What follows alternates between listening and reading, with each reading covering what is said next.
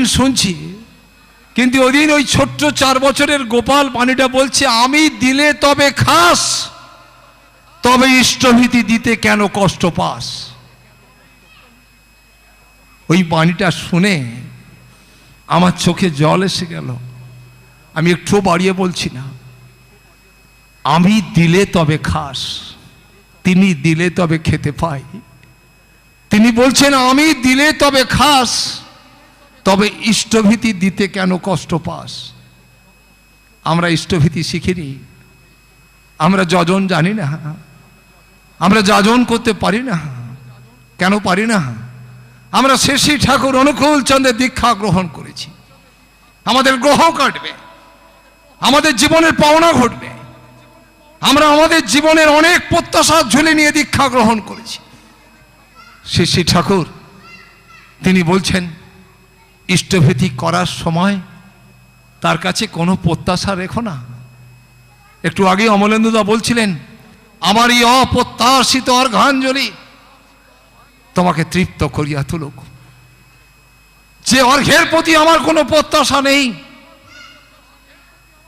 তাই আমরা দেখবেন ইষ্টভীতি করি, হিসেব করি। শ্রী ঠাকুর বলছেন, ইষ্টভীতি তুমি করলে, কিন্তু দেখবেন আমাদের ডেভেলপমেন্ট নেই। আমি খুব বাংলা ভাষায় বলছি আপনাদেরকে, আমি বক্তা নই, বক্তৃতা আমি দিতে পারি না, কিন্তু আমি দৈনন্দিন জীবনে 24 ঘন্টা আমার যা ধ্যান, আমি 24 ঘন্টা যাকে নিয়ে চলি, 24 ঘন্টা যাকে নিয়ে চলতে চলতে আমার জীবন চলছে। যিনি আমার জীবনকে বাঁচিয়ে রেখেছেন, আমার পরিবার জীবনকে বাঁচিয়ে রেখেছেন, আমাদের সবার জীবনকে বাঁচিয়ে রেখেছেন, যার একান্ত করুণায় আমার জীবন বেঁচে আছে, যার একান্ত করুণায় আমি প্রত্যেক দিন কেমন করে বেঁচে আছি, সব তার করুণা। ওই যজন যজন ইষ্টভীতি করলে কাটে মহাভীতি। সেদিন সৎসঙ্গে করতে যাচ্ছি, আমার সঙ্গে রয়েছে আমার স্বপন সাধুকাদা। বাইকে করে সৎসঙ্গ করতে যাচ্ছি, ভাদ্র পরিক্রমা, দিনে 3টে করে সৎসঙ্গ। সকাল 7টা 5 প্রার্থনা করব, আমার বাড়ি থেকে 22 কিলোমিটার দূর। সকাল 7টা 5 সে বাড়িতে প্রার্থনা। আমার সঙ্গে রয়েছেন স্বপনদা, দুজনে মিলে একসঙ্গে যাচ্ছি। একটু জোরেই গাড়ি চালাচ্ছি। 7টা 5 গিয়ে আহ্বানী দিয়ে প্রার্থনা করব। ওখানে সব দাদারা মায়েরা বসে থাকবেন, মায়েরা শঙ্করধ্বনি উলুধ্বনি করবেন, আর আমি আহ্বানী দেবো, আমি পৌরোহিত্য করব। তাই নাম করতে করতে স্বপনদা তার আমাদের দুজনে একটু স্পিডে যাচ্ছি। হঠাৎ করে দেখি 2টো ছেলে দুদিকে অ্যাক্সিডেন্ট হয়ে পড়ে আছে। তা 2টো ছেলে দুদিকে অ্যাক্সিডেন্ট হয়ে পড়ে আছে। এও বাবা গো মাগো করছে, ও বাবা গো মাগো করছে। এরও পা ভেঙে গেছে, আঙুল ফাঙুল ছিঁড়ে চলে গেছে, ওরও দেখলাম আঙুল ফাঙুল ছিঁড়ে চলে গেছে। তা আমি সঙ্গে সঙ্গে সাডেন ব্রেক মের করে দাঁড় করে দিলাম গাড়িটা। দাঁড় করে দেওয়ার পর আমি স্বপনদাকে বলছি, তাতে নামুন। স্বপনদা নামার পর 2টো ছেলেকে তুলে এলাম, 2টো গাড়ি তুললাম। তো ওই 2টো ছেলে বলছে, কাকু আমি দাঁড়াতে পারছি না, একটা শুয়েই রয়েছে, ওর পাটা টুকরো হয়ে গেছে, 3টে টুকরো হয়ে গেছে। আর ডান দিকের পায়ে 2টো আঙুল নেই, ওর পায়েতেই নেই আঙুল 2টো। যে ছেলেটা অ্যাক্সিডেন্ট করেছে, ওই অ্যাক্সিডেন্টটা আমাকে করার কথা। 10 সেকেন্ড আগে যদি আমি একটু স্পিডে থাকতাম, ঠিক 10 সেকেন্ড আগে যদি আমি একটু স্পিডে থাকতাম, ও কিন্তু আমাকে মারত।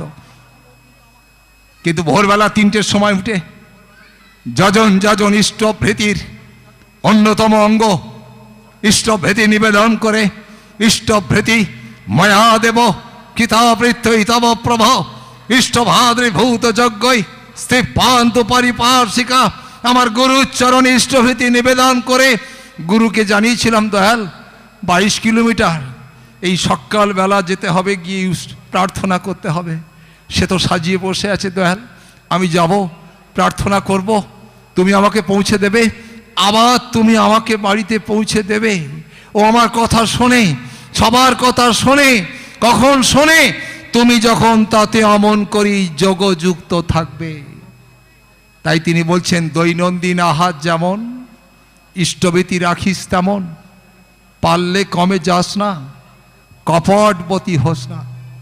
আমরা ইষ্টভীতিকে কখনো আমাদের জীবনে বাজেট করতে পারিনি, যে আমার খেতে যদি সারাদিন ধরে অন্তগুলো টাকা লাগে, আমার ছেলেকে স্কুলে নিয়ে যেতে আর নিয়ে আসতে যদি ডেলি 70 টাকা লাগে, আমার ছেলের স্কুলের টিফিনের জন্য যদি 60 টাকা লাগে, তাহলে আমার গুরুর ইষ্টভীতি 1 টাকা, ওটা ছবি বলে না। তাই আমার গুরু যখন আমার কাছে ছবি, তখন ইষ্টভীতির মূল্য কিন্তু 1 টাকা। ট্রেনে বাসে ভিখিরি দেখবেন 1 টাকা নেয় না। আপনি 1 টাকা দিন, ভিখিরি আপনাকে 1 টাকা ফেরত দিয়ে দেবে। কেন? ভিখিরির কাছেও 1 টাকা অচল। অনুকূলচন্দ্র ভিখিরির চেয়ে অধম আমার আপনার কাছে। তাই আমাদের দীক্ষান্ত জীবন কিন্তু এমন করে অচল হয়ে যাচ্ছে প্রত্যেক দিন। কেন? ইষ্টভীতির গুরুত্ব আমরা বুঝে উঠতে পারিনি। আমার জীবনে যজনের কি গুরুত্ব তো আমি বুঝে উঠতে পারিনি। আমার জীবনে যজনের কি গুরুত্ব তো আমি বুঝে উঠতে পারিনি। তাই পরম দয়াল শ্রী শ্রী ঠাকুর অনুকূলচন্দ্র বলছেন, তুমি যদি সৎসঙ্গী হও, প্রকৃত যদি তোমার গুরুকে বুঝতে চাও, উষা নিশায় মন্ত্র সাধন, উষা এবং নিশাকালে, গভীর রাত্রিরে এবং উষা লগ্নে নাম ধ্যান না করলে তোমার ধ্যান তৈরি হবে না। উষা নিশায় মন্ত্র সাধন, চলা ফেরায় জপ, যথা সময় ইষ্ট নির্দেশ, মূর্ত করাই তপ। তাই আমাকে উষায় নিশায় মন্ত্রের সাধন করতে হবে, চলা ফেরায় জপ করতে হবে, যথা সময় ইষ্ট নির্দেশ। আমার ইষ্ট যখন যখন যেমন যেমন বলেছেন ঠিক তখন তখন তেমন তেমন আচরণ যদি আমার জীবনে না করি, তাহলে আমার জীবনের সাধন ভজন তপস্যা হবে না। তাই বলছেন উষা নিশায় মন্ত্র সাধন, চলা ফেরায় জপ, যথা সময় ইষ্ট নির্দেশ, মূর্ত করাই তপ। তাই আমাদের জীবনে যাজনের প্রয়োজন, যজনের প্রয়োজন। ইষ্টভীতিটাকে অত্যন্ত গুরুত্বপূর্ণভাবে আঁকড়ে ধরার দরকার। ইষ্টভীতির প্রতি যদি অমন্তর আসক্তি, ভালোবাসা এবং প্রেম নিবেদন না করতে পারি, ইষ্ট নাচার হয়ে যাবেন আমাদের দুর্যোগের সময়। কেন? শ্রী শ্রী ঠাকুর অনুকূলচন্দ্র তিনি একটি মাকে বলেছিলেন, তোর মেয়েকে দিয়ে 2 করে টাকা ইষ্টভীতি করাবি, তোর মেয়েকে 2 টাকা দিয়ে ইষ্টভীতি করাবি। তিনি 2 টাকা দিয়ে কয়েকদিন ইষ্টভীতি করালেন, তারপরে বন্ধ করে দিলেন। কেন ভাবছেন? 2 টাকা করে এই দুর্দিনের বাজারে জোগাড় করা বড্ড মুশকিল। মেয়েটি 9 বছর বয়সে মারা গেল। মেয়েটি যখন মারা গেল, মেয়েটির মা ঠাকুরের কাছে এসে বলছে, ঠাকুর আপনি তো বলেছিলেন 2 টাকা করে ইষ্টভীতি করবি, আমি আমার মেয়ের নামে ইষ্টভীতি করতাম। আপনি বলেছিলেন একটা পাখিকেও বাকি রাখবি না, সবাইকে দীক্ষা দিয়ে দিবি। ওকে ছোট্টবেলায় 5 বছর বয়সে ঋত্বিক দেবতাকে দেখে দীক্ষা দিলাম। ঠাকুর, মেয়েটা আমার 9 বছর বয়সে মরে গেল। ঠাকুর বলছেন, তুই 2 টাকা করে ইষ্টভীতি রোজ করতিস মা? বলছেন, ঠাকুর কয়েক মাস করেছিলাম, তারপর আর করতে পারিনি, করিনি। শ্রী ঠাকুর অনুকূলচন্দ্র তিনি হাত জোড় করে করুণভাবে বলছেন, তোমার গুরু কি খালি 2 টাকাই চায়? তিনি চেয়েছিলেন আপনার জীবন থেকে গ্রহ বিপর্যয়গুলোকে কেড়ে নেবার জন্যে। আমার জীবন থেকে এই গ্রহগুলিকে তিনি হজম করবার জন্যেই কিন্তু ইষ্টভীতি দিতে বলেছেন। আজকে আমার এক গুরু ভাই আমাকে ভালোবাসেন, তিনি আমাকে বলছেন, দাদা একটা অষ্টধাতুর আংটি পরবেন বলে আমার হাতটা নিয়ে আমাকে একটা অষ্টধাতুর আংটি তিনি আমার হাতে গলিয়ে দেবেন।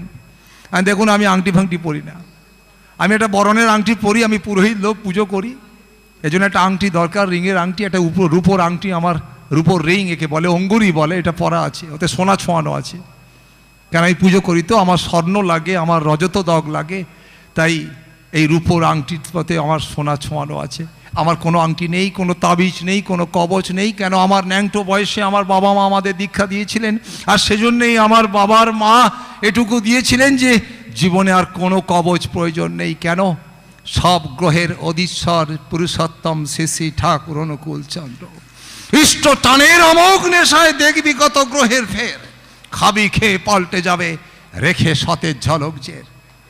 তাই আমার এবং আপনার জীবনের সমস্ত গ্রহগুলিকে যিনি অমন করে রক্ষা করবেন, যিনি আমার এবং আপনার সমস্ত গ্রহণগুলিকে হরণ করবেন, কোনো দেবতার পক্ষে সম্ভব নয়।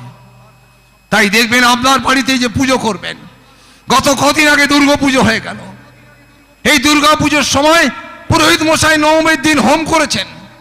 হোম করার পর তিনি দক্ষিণান্ত করেছেন। দক্ষিণান্ত করার পর পুরোহিত মশাই তিনি যজমানের উদ্দেশ্যে দক্ষিণান্ত করে বলছেন ত্রাহিমাং পুণ্ডরিকাক্ষং সর্বযজ্ঞেশ্বর হরি তস্মিন তুষ্টে জগৎ তুষ্ট প্রীণিতে প্রীণিতং জগৎ পাপহং পাপকর্মাহং পাপ আত্মা পাপ সম্ভব ত্রাহিমাং পুণ্ডরিকাক্ষং সর্বযজ্ঞেশ্বর হরি তস্মিন তুষ্টে জগৎ তুষ্ট প্রীণিতে প্রীণিতং জগৎ। অর্থাৎ তিনি সব হরণ করবেন, মা দুর্গা আমার সব গ্রহ নেবে না। ত্রাহিমাং পুণ্ডরিকাক্ষং সর্বযজ্ঞেশ্বর হরি, তুমি যে যজ্ঞই করো না কেন সব যজ্ঞের অধীশ্বর কিন্তু তিনি রাম কৃষ্ণ বুদ্ধ যিশু মোহাম্মদ শ্রী চৈতন্য শ্রীরাম কৃষ্ণ, তিনি আবার অনুকূল চন্দ্ররূপে আবির্ভূত হয়েছেন। যার যেমন ভাব তার তেমন লাভ। আমাদের গুরু ভাইরা মানুষকে যাজন করে, আবেগ দিয়ে যাজন করে, ঠাকুরকে ভালোবাসে।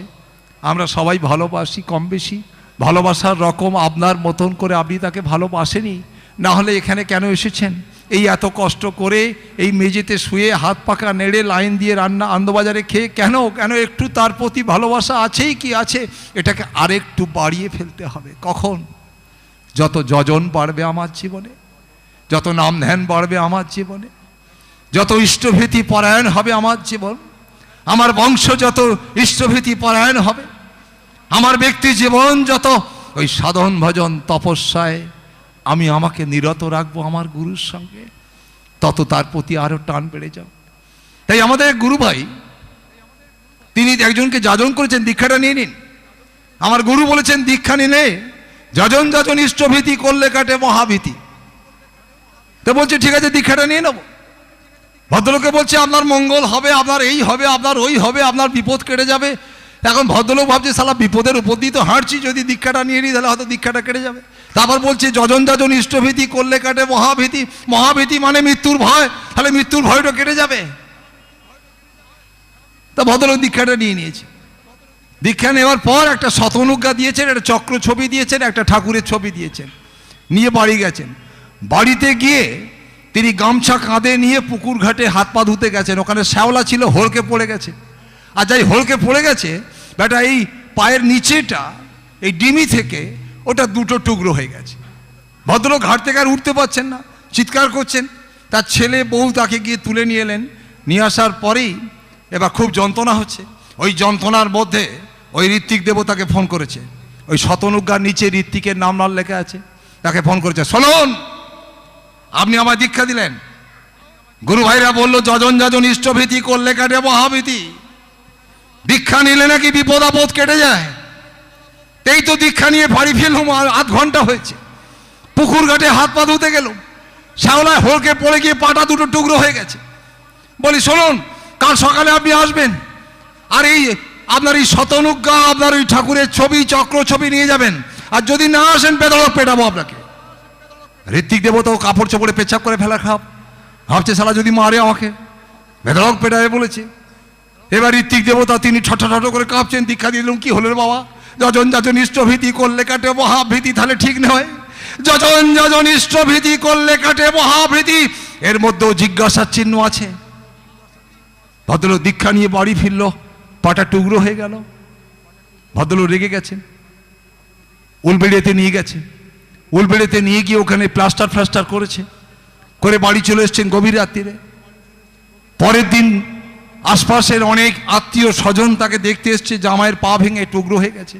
শ্বশুর বাড়ি থেকে কেউ এসছেন, শালাবাবুরা এসছেন, পা ভেঙে টুকরো হয়ে গেছে, দেখতে এসছেন জামাইবাবুকে। দিদির মুখে খবর পেয়েছে। সবাই সন্ধেবেলা, বাড়ি ভর্তি লোক। তা ভদ্রলোকে পেচ্ছাপ পেয়েছে। এখন লজ্জায় কাউকে বলতে না পেরে গলায় বগলে একটা ক্যাচ নিয়ে ওই বাড়ির উঠোনের সামনে পেচ্ছাপ করতে গেছেন, একটু রাস্তার ধারে। তো ওখানে সবে প্রস্রাব বসবেন, আর একটা সাপ ছিল, বেড়া মেরেছে ছোবল।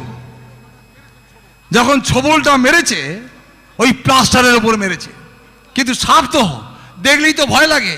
ভদ্রলোক লুঙ্গিতে পেচ্ছাপ করে ফেলেছে। আমি একটু বাড়িয়ে বলছি না, গল্প বলছি, একদম সাদা মাটা সরল গল্প বলছি। আমি বই পড়ে বই হয়ে গিয়ে বলছি না, আমার একদম জীবন্ত অভিজ্ঞতা দিয়ে বলছি। ভদ্রলোক লুঙ্গিময় প্রস্রাব করে ফেলেছেন। এবার বাইরে এসে দাঁড়িয়ে আছে লুঙ্গিটা ধরে, আর গিন্নিকে বলছে শোনো, কি এবার এসো না। বলছি কী হলো? থরথর করে কাঁপছে ভদ্রলোক। একে সাপ, তারপর ছবল, থরথর করে কাঁপছে। তা গিন্নি বলছে কাঁপছো কেন? বলছে আর বলো না, এই ঘরে এত লোক পেচ্ছাপ পেয়েছে, লজ্জা করছিল, ওই জন্য ওই রাস্তার ধারে গিয়েছিলাম, সবে গিয়ে পেশাব করবো বলে ঠিক করেছি, জানো দেখি একটা সাপ ছিল, বেড়া মেরেছে ছবল, কিন্তু জানো গিন্নি? বলছে কি? বলছি প্লাস্টারের ওপর কিন্তু ছবল মেরেছে, প্লাস্টারটা ছিল বলেই কিন্তু এই জীবনে সাপের কামড় থেকে বেঁচে গেলাম।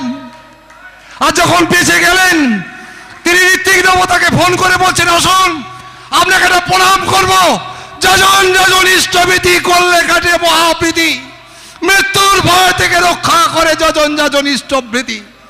আপনি গতকাল আমাকে দীক্ষা দিয়েছিলেন, আপনাকে গালাগালি দিয়েছিলাম, আপনাকে অনেক উপেক্ষা করেছিলাম, ঠাকুরকে ছোট করেছিলাম, কিন্তু আপনার গুরুর বাণী অভ্রান্ত, আপনার গুরুর বাণী যে অনন্তর জীবন্ত, যজন যজন ইষ্টভীতি করলে কাটে মহাভীতি।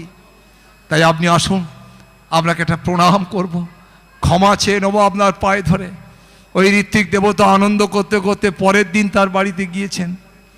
ওই যজমান খোঁড়াতে খোঁড়াতে তাকে প্রণাম করে বলছে জানেন দাদা, যদি প্লাস্টারটা না থাকতো সাপের কামড়ে আমার মৃত্যু ছিল, খালি প্লাস্টারটা ছিল বলে কিন্তু সাপ আমাকে কামড়াতে পারেনি।